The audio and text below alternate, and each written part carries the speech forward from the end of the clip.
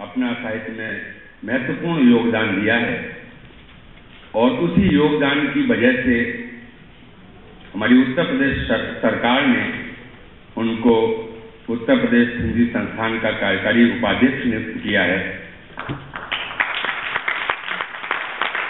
और इसी सरकार ने उनकी साहित्यिक गतिविधियां और हिंदी के प्रचार प्रसार को देखते हुए उनका कार्यकाल आगे 3 साल के लिए और बढ़ा दिया है।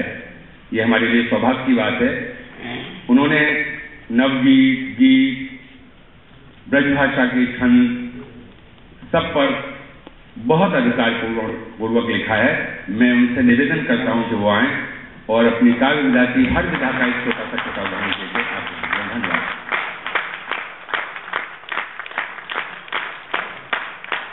धन्यवाद भाई सुरेंद्र कुमार।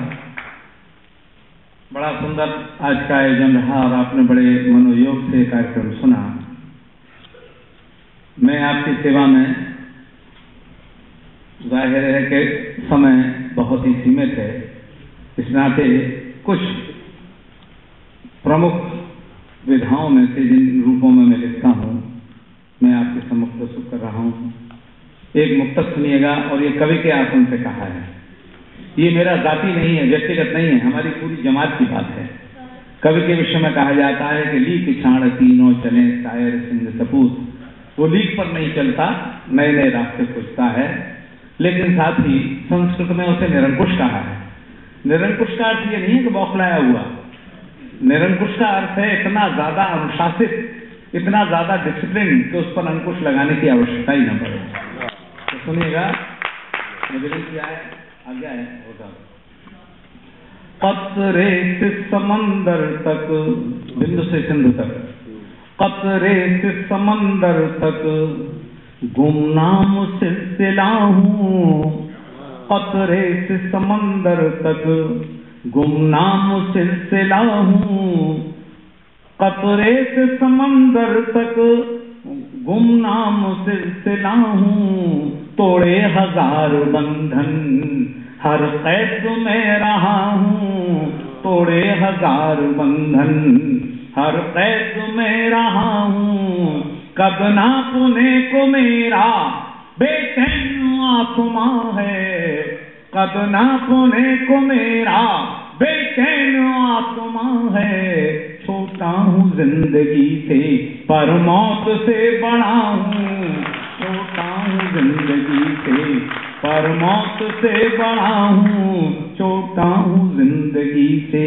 अब जिंदगी की बात चली है तो 4 पंक्तियां और सुनिएगा। इस धूल की घाटी में चांदी है न सोना है। इस धूल की घाटी में चांदी है न सोना है। लेना है न देना है। पाना है न खोना है। चुप हो के जरा सुनिए जीवन की कहानी में आंसू का ठहाका है।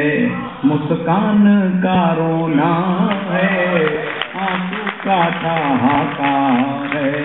मुस्कान का रोना है। आंसू का ठहाका है। और इसके साथ एक मैं रचना प्रस्तुत कर रहा हूँ। हम लोगों की बड़ी परेशानी है कि हम लोगों से अक्सर पूछते हैं लोग कि क्या करते हैं आप। पहले तो मैं पढ़ाता था, Saint John's college Agra college में पढ़ाया, फिर हेड डिपार्टमेंट रहा, लेकिन बाद में जब मैंने वो नौकरी छोड़ दी तो फिर ये तो बड़ी शर्म आती है कहते हुए कि हम कविता लिखते हैं। तो लोग पूछा करते थे कि आप क्या करते हैं। सब जानते हैं, टेलीविजन रेडियो वगैरह से सुनते हैं। हम कहते साहब आजकल हम कुछ ऐसे ही लिखने पढ़ने का काम करते हैं। बोले वो तो हमें मालूम है, वैसे क्या करते हैं आप। जैसे मैं ये करना तो कुछ करना ही नहीं। इस स्थिति से क्षुब्ध होकर के मैंने गीत लिखा है, उसका शीर्षक है कवि का परिचय। कहने को तो हम आवारा स्वर हैं। कहने को तो हम आवारा स्वर हैं। इस वक्त सुबह के आमंत्रण पर हैं। कहने को तो हम आवारा स्वर हैं। इस वक्त सुबह के आमंत्रण पर हैं। हम ले आए हैं बीज उजाले के, पहचानो सूरज के हस्ताक्षर हैं। कहने को तो हम आवारा स्वर हैं, इस वक्त सुबह के आमंत्रण पर हैं। हम ले आए हैं बीज उजाले के, पहचानो सूरज के हस्ताक्षर हैं। और ये कितनी बड़ी विडंबना थी कि चक्रवर्ती